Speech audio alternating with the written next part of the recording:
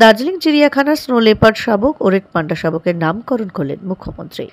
দার্জিলিং চিড়িয়াখানার snow leopard শাবক ও red panda শাবকের নামকরণ করলেন মুখ্যমন্ত্রী মমতা বন্দ্যোপাধ্যায়। চিড়িয়াখানায় জন্ম নেওয়া শাবকদের নামকরণের জন্য জু অথরিটি এবং চিড়িয়াখানা কর্তৃপক্ষের তরফে মুখ্যমন্ত্রীর কাছে আবেদন করা হয়েছিল। এদিন সে চিড়িয়াখানার সামনে দিয়ে যাওয়ার সময় বিষয়টি মনে পড়ে মুখ্যমন্ত্রীর। আর চিড়িয়াখানার সামনে দাঁড়িয়েই চিড়িয়াখানা কর্তৃপক্ষ ও বন আধিকারিকদের সঙ্গে কথা বলেন মুখ্যমন্ত্রী।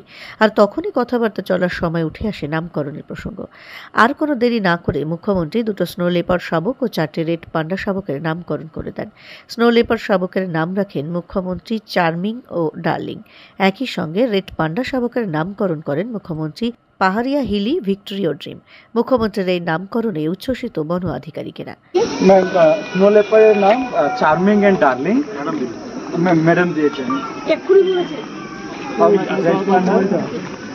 পাহাড়িয়া and victory dream and Hili. চলো, থ্যাংক ইউ।